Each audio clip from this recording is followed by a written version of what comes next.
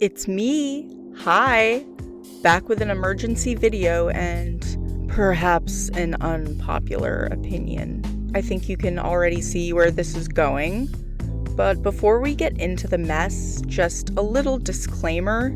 This is not going to be a heavily researched dive into this conversation. I'm seeing so many people on YouTube make full-on investigative journalistic 2-hour documentaries on this topic, and while I salute them for their service, this is the last thing I'm interested in doing. I just have a lot of feelings about this exhausting online topic that I would like to get off my chest. But first, a little background about my own feelings on the broader subject at hand.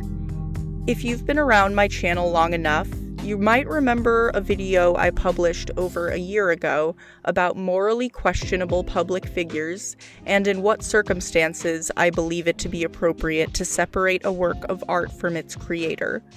My overarching argument in that video was that unless the person's name is Roman Polanski or R. Kelly, the moral missteps of your favorite artists are not your responsibility, and that we should never, ever look to public figures whom we do not know to be a mirror for what we believe to be morally correct or good.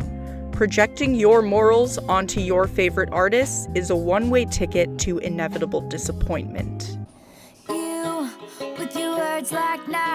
Now, this gets incredibly complicated when somebody like Taylor Swift enters the conversation, because in addition to being the biggest pop star on the planet, Taylor Swift and her team have meticulously crafted an image for her that is designed to appeal to her fans as somebody who gets them when nobody else does, almost like a cult leader. As Miranda Reinert wrote in her brilliant latest essay, What Can We Expect?, Swift has incredibly intentionally cultivated this perception that she is your friend. You, the fan as an individual, are a central factor in her life. She is thanking you for listening to her versions of the albums, even when the big, nameless, scary music industry executives told her it was a bad idea to record them. She is telling you, the fan as an individual, that she can see you all the way up in the highest part of the stadium, that she gave you that light-up bracelet because she wants to see you. She's telling you that her songs are her. If that's true, then you do know her. That's the whole branding strategy. Taylor Swift has intentionally crafted a persona around being a people pleaser with a pristine and untainted image. Even the endless PR strategy around her dating life was centered around her being the scorned lover who was always in the right, in order to boost her good girl who can do no wrong image. So here's where the current mess starts.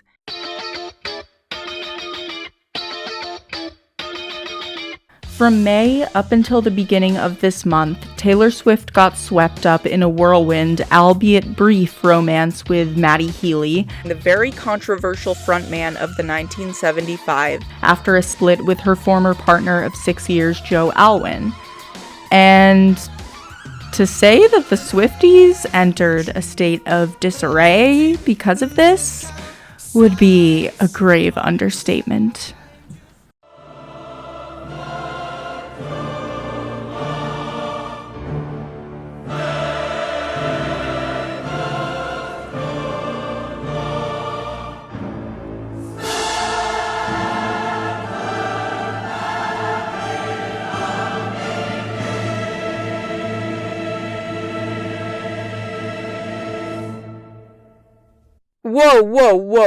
Whoa. Okay.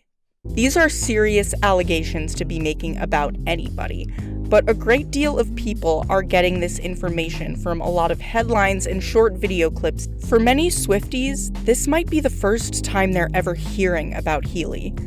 So if true, these claims would understandably be a legitimate cause for concern. So let's backtrack a little more, starting with, who is Matty Healy? Matty Healy is the wildly successful frontman of the Manchester four-piece band The 1975. Both his parents are successful English career actors, so he grew up knowing a thing or two about the perception of being famous versus reality. In terms of public image, Healy couldn't be further away from Taylor Swift. He is not a people pleaser. He's a professional provocateur. He is equally sincere and an unserious troll, which is precisely why he makes people so uncomfortable. He's not the universally likable Harry Styles figure who's perfectly wholesome and poses zero moral challenges. And that is by design.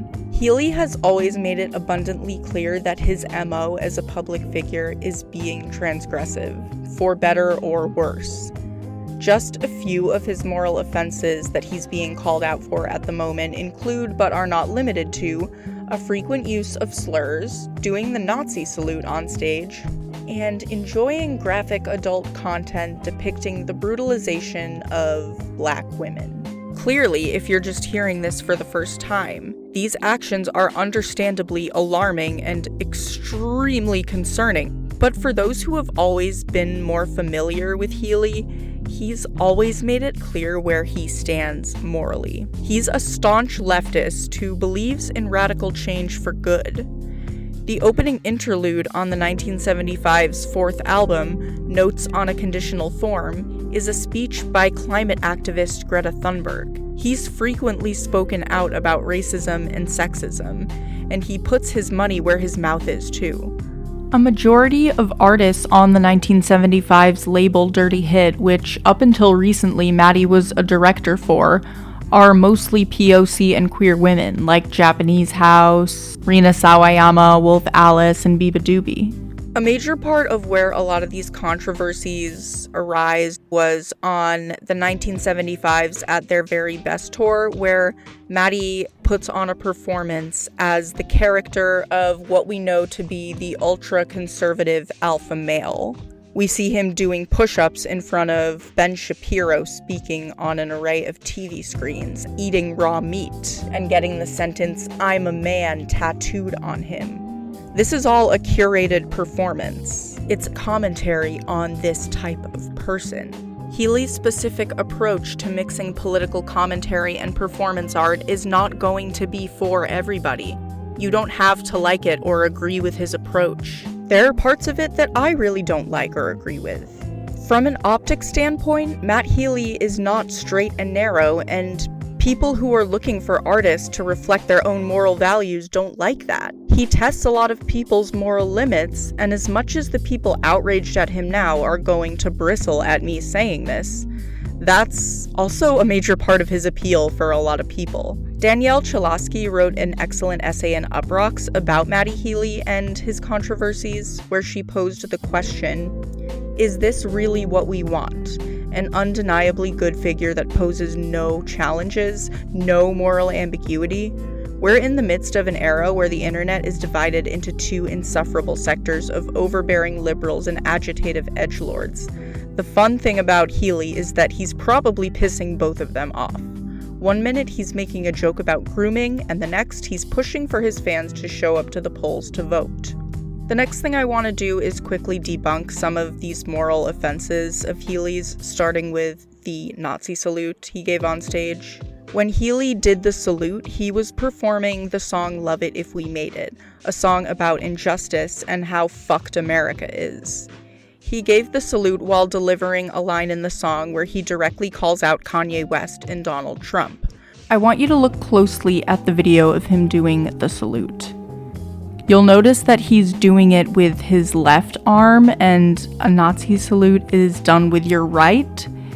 He's also doing what looks like a military march. Now, as somebody who is neither Jewish nor a person of color, I feel very uncomfortable tackling this by myself, so I went out looking for other perspectives on the issue that were actually coming from Jewish and POC people. And I stumbled on something very interesting, which I will insert in here. Today, I want to talk about Matty Healy allegedly doing a Nazi salute on stage. I feel like I should mention I'm a Jewish woman of color and my family has been directly affected and hurt by the Holocaust and Nazis, so I do not take this lightly at all. Trigger warning. Okay, so in this video, you can see these people doing a Nazi salute. They held up their right arm straight up and held it there. Okay, now, let's watch the video of Maddie that's circulating around Twitter. As you can see, he put his left arm on his forehead and then does a regular military salute. He's also marching like someone from the military. You can hear, but the song that's playing is I Love It If We Made It. And he's doing that because the next lyric is the war has been incited. He has been doing this military thing for years now. In case you didn't know, the song used to have a choreography that he would do, and this is pretty much part of it. Now, this is a compilation of him performing the song throughout the years and doing the military salute, way before Kanye started publicly spouting Nazi shit all over social media. Which means, unless he's a sidekick, he did and has been obviously doing a military salute. Like here, for example, he's doing the same type of salute and he's doing it to Taylor. Because it's just that, a regular salute.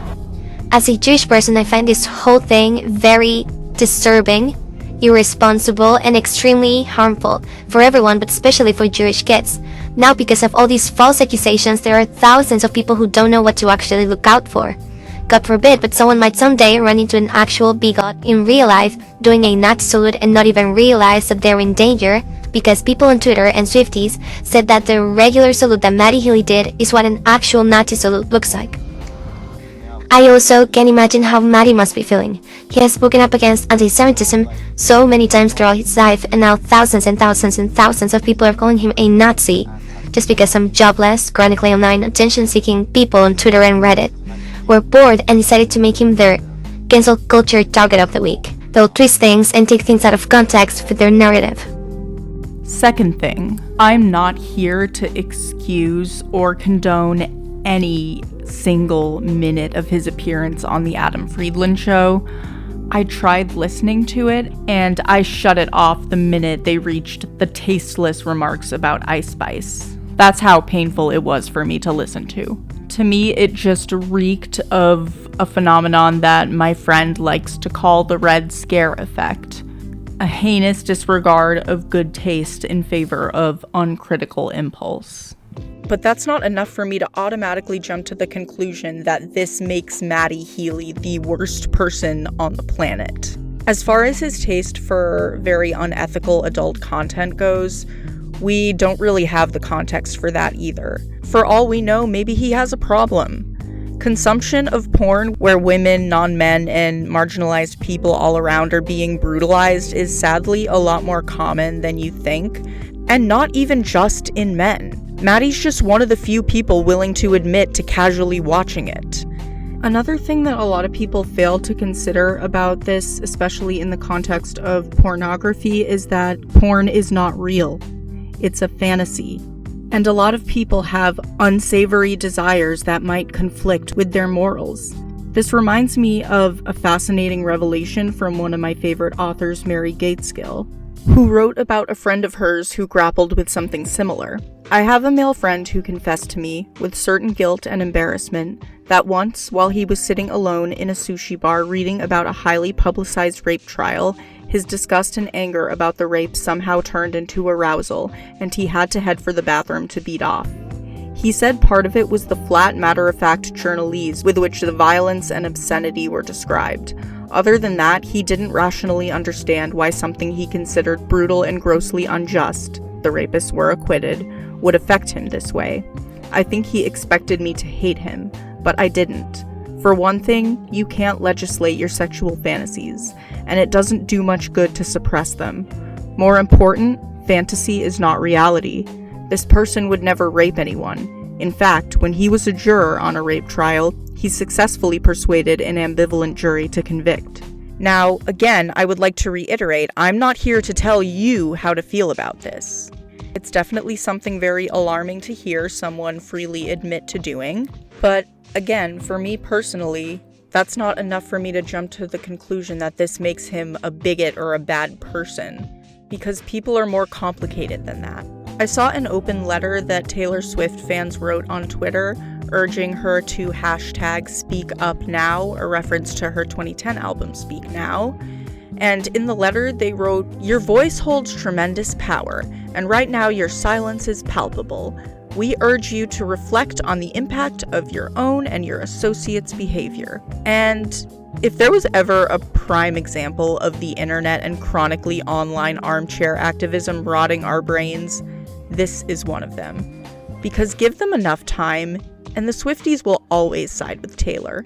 And I'm not here to bash anybody for feeling betrayed by their favorite artists. I understand that people are extremely passionate about their views and their desire for good in the world, a great deal of which comes from personal experiences of oppression. Of course, it feels good when your favorite artist reflects these beliefs back to you. But there is a big difference between wanting to love artists who align with your personal views and expecting them to conform to everything you believe to be morally right. Most of us who already listened to the 1975 pre-Taylor were well aware of Maddie's controversies. We didn't go on Twitter to cry about it every waking moment of our life. We simply opened Twitter, bristled when we saw that Maddie was trending again, closed the app, and moved on. I find it a touch ironic that the minute people started caring this much was when he started associating with Taylor Swift. And I'll be honest, when I saw the news of all this outrage, going out and boycotting Taylor Swift was the last thing I wanted to do. All it really made me want to do is go listen to the 1975 again. Yes, I was on Tumblr in 2013. Are we shocked? Publicity stunt or not, I don't know either of these people personally or what they truly believe or are like when the cameras turn off. I'll even be the first to admit that a great deal of artists that I enjoy are fucking deplorable assholes. We all have problematic faves. That has never stopped most of us from enjoying these people's art. The only reason we're not complaining about these other people is because they're not a hot topic in the tabloids right now.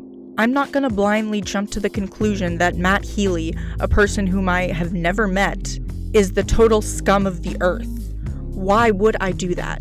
Even if all of this stuff were true and he was a terrible person, there are bigger fish to fry. But again, that's just me. I'm not here to tell anyone else how to feel.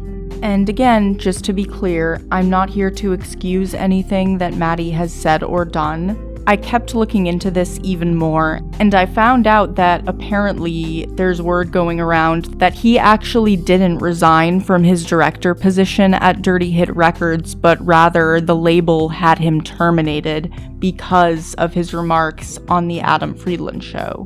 And you know what's actually kind of fascinating about looking at the way that the situation is playing out now is that I remember listening to an episode of IndieCast with Stephen Hayden and Ian Cohen, where Hayden is just dumbfounded at how Matty Healy continues to evade criticism for the way he acts and the things that he says. There was a Pitchfork profile written about the 1975 this week, really just about Matty Healy, the lead singer. And I have to talk to you about this, Ian, because I was reading this story and I was basically that gif of Jesse Pinkman in Breaking Bad saying, he can't keep getting away with this. This guy is committing murder on a daily basis with no pushback. This was pre-Taylor, FYI. Well, it sure looks like his actions are starting to catch up to him now. And to circle back to what I said earlier and also make my stance incredibly clear, this video is not me defending Healy. I wholeheartedly condemn everything he's said and done that he's currently under fire for. But I also can't say I'm disappointed by it, because I stopped projecting my morals onto my favorite artists a long time ago. So I would like to close with one last quote from Miranda Reinert on this topic, where she writes, "So land where you may, but it's nobody else's responsibility to make you feel comfortable with the choice you've made. You don't need to leave a seat at the table for the person on stage to prove they're good enough for your self-righteous enjoyment. They're not coming, and you're going to be left with your own thoughts anyway." In other news, have you guys heard the latest Blonde Shell record? It's pretty great. I'm gonna go focus on that, log off, and hope I never, ever have to speak or think about this topic ever again.